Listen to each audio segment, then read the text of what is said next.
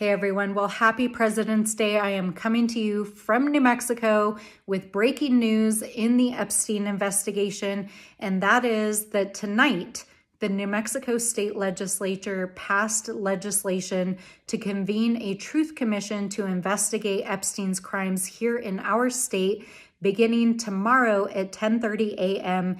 in our state capitol.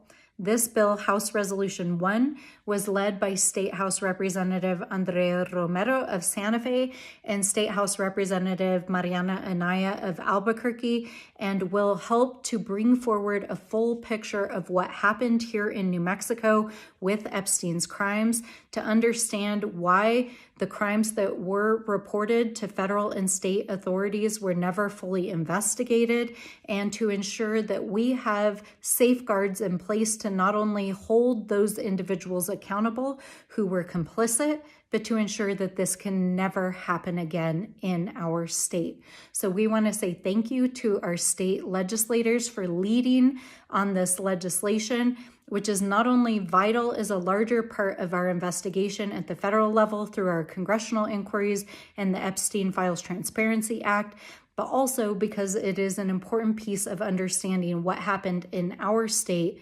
including at Zorro Ranch.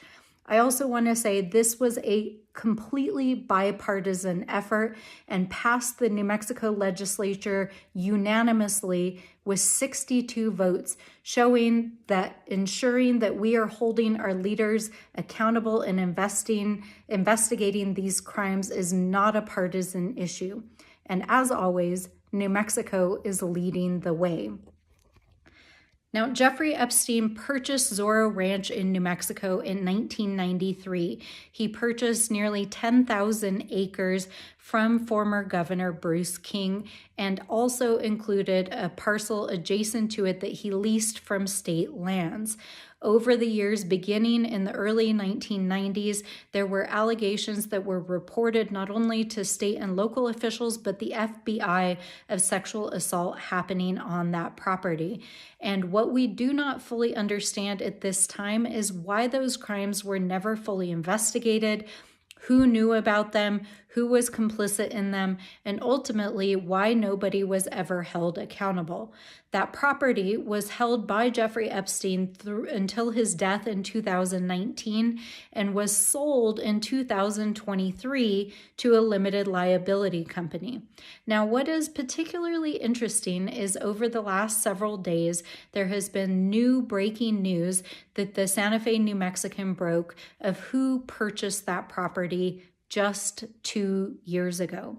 In fact, it is now known that the individual who purchased Zorro Ranch in 2023 is a billionaire businessman from Texas who is also a former state senator named Donald Huffines.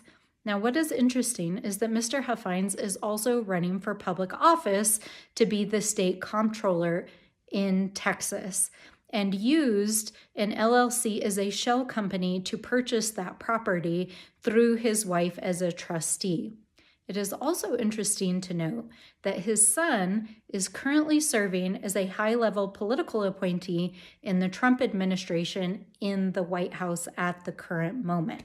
Now, we don't know if these ties mean anything, but what we do know is that this property is a property in which multiple survivors have reported abuse, including several known survivors and several known FBI files, in addition to several crimes that have never been investigated, including crimes against girls, boys, men, and women, and an uninvestigated crime in which a tip was called into a radio station and ultimately the FBI, in which it was alleged that 2 foreign women who were trafficked to New Mexico were killed during a sex act and potentially buried on the property.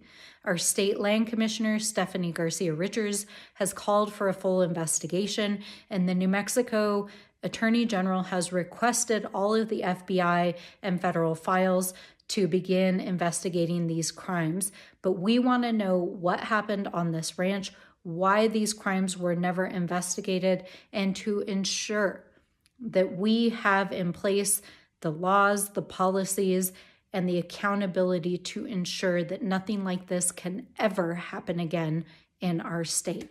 So I want to say thank you to all of our state leaders who are leading the way once again here in New Mexico. We are so grateful for everything that you are doing, and we will be there every step of the way.